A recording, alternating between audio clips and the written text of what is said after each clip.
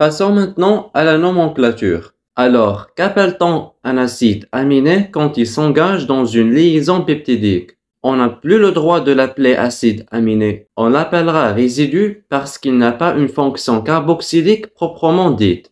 Parce qu'une fonction carboxylique, c'est COOH. Une fois qu'il a donné une partie de sa fonction carboxylique, il ne reste que CO. Donc, on n'a plus le droit de l'appeler acide. Et amine, parce que le H de la fonction amine est aussi disparu. C'est pour ça qu'on l'appellera un résidu. Donc, il a perdu une partie de sa fonction carboxylique et une partie de sa fonction amine. Nomenclature. Lorsque l'enchaînement des acides aminés est connu, regardez ici. Leucine, valine, glycine. Toujours, on ajoute le suffixe il, YL. Sauf le dernier acide aminé, son nom ne change pas. Lorsque vous voyez des traits comme ça, l'enchaînement est connu. Ça veut dire que celle-ci est la première et celle-là est la deuxième et troisième. Donc, l'ordre d'enchaînement est connu.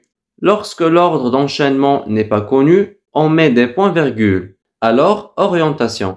Un peptide est orienté du NH2 vers COOH. Donc, c'est une forme d'écriture. Donc, toujours de ma gauche vers la droite.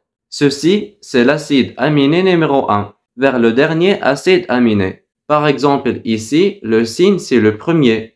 Il commence par NH2. Glycine, c'est le dernier. Il se termine par COOH. Il y a toujours une orientation du NH2 vers le COOH.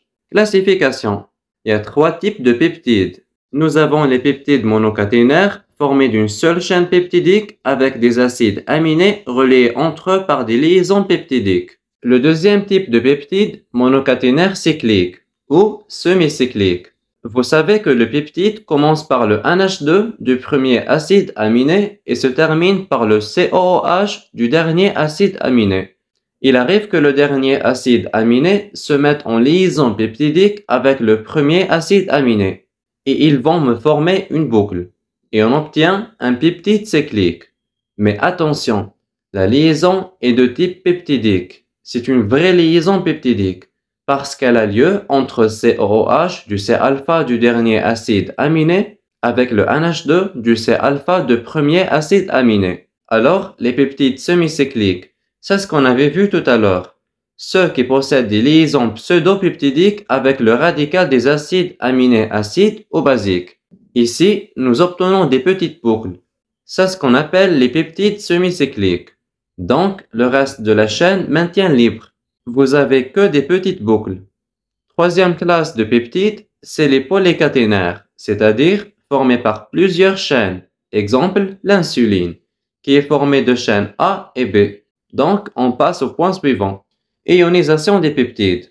On avait vu l'ionisation des acides aminés. Comme les peptides sont formés par les acides aminés, ils vont avoir le même comportement ionique que les acides aminés. La même chose. Bon, j'ai donné à titre d'exemple ce peptide formé de 3 acides aminés. Exemple ici, nous avons glycine, d'où son NH2 est libre. Donc, c'est lui qui va s'ioniser. Son radical ne contient rien qui peut s'ioniser. Le deuxième acide aminé, son NH2 est engagé dans la liaison peptidique. Donc, il ne peut pas s'ioniser. Donc, on l'oublie. Même dans le radical, il n'y a rien qui peut s'ioniser. Le dernier acide aminé, lysine, possède le COOH de C-alpha qui va s'ioniser et le NH2 du radical. Donc, ce peptide a 3 fonctions ionisables. J'ai identifié mes 3 fonctions ionisables. Après, avec les pK, je commence à déprotoner. Donc, chaque fonction va céder son proton en fonction de sa valeur de pK. Comme ici. Bon, c'est sûr que c'est le COOH qui va donner son proton le premier, parce que son pK est petit. K est très grand, donc il devient COO-. Après, c'est le tour de l'acide aminé qui a le pK le plus petit, et ainsi de suite.